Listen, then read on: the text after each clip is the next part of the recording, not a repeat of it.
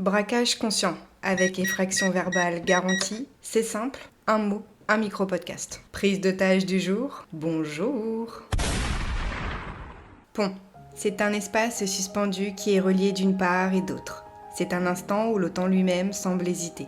Tu arrives à ce pont et, pour un moment, tu n'es plus tout à fait d'un côté, mais pas encore de l'autre. Tu flottes entre hier et demain, entre ce que tu as laissé derrière et ce que tu n'as pas encore touché. Le pont n'est pas un saut, ce n'est pas un endroit où tu ressens cette sensation de vertige. Ce n'est pas une décision à prendre ou une peur à affronter. C'est un moment en suspens. Et souvent, ce moment est bref. Mais malgré sa brièveté, il contient tout ce que tu n'as pas encore eu le temps de nommer. Il y a la conscience de ce que tu quittes, de ce qui ne te sert plus, de ce qui était confortable mais devenu trop étroit.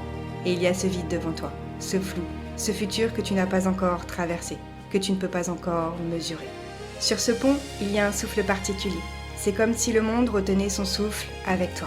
Tu sais que derrière toi, il y a un chemin que tu connais par cœur, que tu as parcouru 1000 fois, mais qui ne te représente plus exactement. Tu sais aussi qu'en face, il y a quelque chose que tu n'as pas encore touché, quelque chose de nouveau qui t'attend et qui ne peut pas être deviné. Et entre les deux, tu flottes. Ni hier, ni demain. Comme toujours, il n'y a plus que toi, au centre de ce pont. C'est un espace étrange, mais nécessaire. Un espace où tu ne peux plus rien contrôler, où tu ne peux que ressentir. Tu peux sentir cette tension douce, presque imperceptible, entre ce que tu as connu et ce que tu devines à venir. Le pont ne te demande rien d'autre que de rester là, un instant, suspendu. C'est un moment de pause, propice à la réflexion. Et dans cette suspension, tu découvres quelque chose. Il y a de la liberté dans ce flou. Parce que le pont, c'est ça aussi. Ce n'est pas un lieu de choix, c'est un lieu de présence. Tu n'as pas besoin de savoir ce qui t'attend. Tu n'as pas besoin de tout comprendre maintenant. Tu n'as même pas besoin de penser à demain. Tu flottes. Et dans ce flottement, tu observes ce que tu as quitté. Ce que tu as laissé derrière toi n'est pas seulement de la poussière, ce n'est pas seulement le passé, c'est un miroir. Il te montre tes habitudes, tes certitudes, tes repères. Et en même temps, il te rappelle que tu es capable de les dépasser, que tu es capable de marcher dans l'inconnu sans perdre ton axe. Traverser un pont n'est jamais dramatique, et pourtant il a ce pouvoir discret, celui de te rappeler que tout mouvement est une transition. Entre hier et demain, tout est en suspens, tout est fragile, mais tout est vivant. Et c'est là, sur ce passage, que se dessine quelque chose que tu n'avais pas prévu. Tu pourrais passer sans y penser, ou tu pourrais sentir la vibration de ce moment. Respirer son étendue, comprendre que c'est exactement ici que quelque chose commence, même si tu ne sais pas encore quoi. C'est un espace d'entre-deux qui t'apprend à accueillir l'incertitude. Tu sais ce que tu laisses derrière toi, tu sais ce que tu as vécu, mais tu ne sais pas encore ce que le futur te réserve. Et c'est bien comme ça.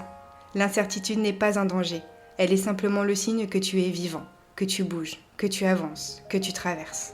Et puis sur ce pont, il y a cette curiosité silencieuse, cette idée qu'un pas après l'autre suffit, que tu n'as pas besoin de tout comprendre pour continuer, que parfois, il suffit de flotter, de sentir la transition, d'être présent à ce moment précis, entre deux rives.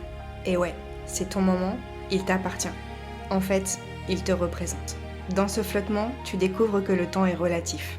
Le pont n'est peut-être là que quelques secondes, mais ces secondes contiennent une infinité de choses. Et si tu veux mon avis, le chemin à parcourir est encore long, mais il est rempli de belles surprises.